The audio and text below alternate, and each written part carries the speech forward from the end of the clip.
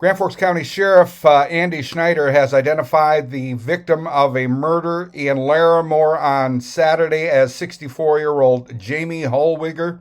The suspect, 43-year-old Troy Larson, who is still currently hospitalized after being shot by a deputy.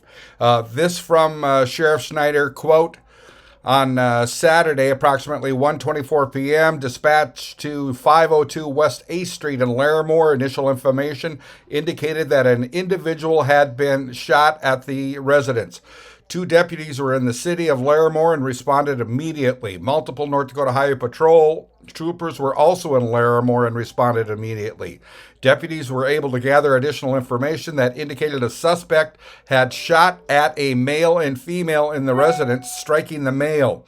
The female fled the residence, going to a family member's home to call 911. Deputies were informed that the suspect was Troy R. Larson, 43 years old. Larson resides at the home. Deputies also learned the victim was Jamey Holweger, 64, from Larimore. Holweger was pronounced deceased at the scene. It was determined that Holweger and Larson are related through the investigation. Officers established a perimeter around the residence and requested the regional SWAT team respond, along with negotiations team and regional UAS team. Upon their arrival, several repeated commands were given for Larson to peacefully surrender with no response. The SWAT team was able to breach the front door, and a UAS team flew a drone into the residence. They were able to identify that Larson was still in the residence when he hit the drone out of the air. Commands continued requesting a peaceful surrender.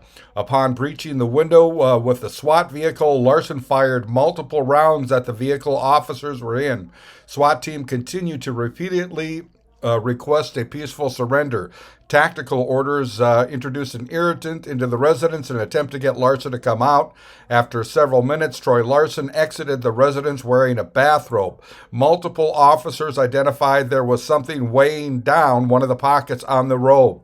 Troy Larson was given repeated commands to comply and keep his hands in the air. Larson started to reach his hands down and was ordered very quickly to get his hands up, and he did comply. Larson was being ordered into a position to be handcuffed safely. While being given commands, Troy Larson became non-compliant and, facing away from the officers, reached both his hands down, including toward his right pocket. At this time, Grand Forks County Sheriff Sergeant Ryan Wadlow fired one round from his agency-issued AR-15, striking Larson in the back. Simultaneously, another Grand Forks County deputy deployed a 40-millimeter direct impact round, striking Larson in the back. Larson continued to refuse to comply with commands, even reaching back into his pockets while aggressively being ordered not to. Officers gave repeated instructions for Troy Larson to comply so they could render aid. Eventually, officers tactically approached Larson and secured him in handcuffs. Larson was treated on the scene by SWAT team paramedics and transported to Altru. His current condition is unknown. North Dakota BCI is the investigating agency for this incident and will be responsible for forwarding all criminal charges. Sergeant Ryan Wadlow has over 13 years of law enforcement experience, including 8.5 as a SWAT operator. 5 of the years on SWAT were in a leadership position, including 2 years as a SWAT team leader.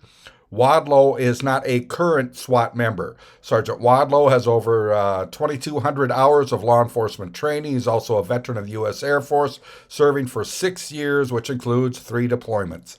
Officers take any threats of violence and acts of violence very seriously.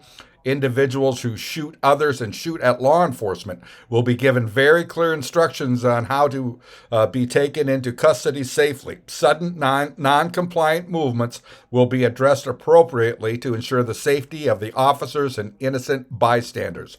The incident remains under investigation.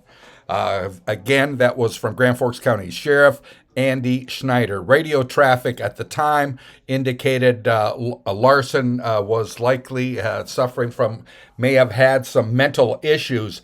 And on our social media Facebook posts, we've also had people post that Larson may have suffered from mental health issues.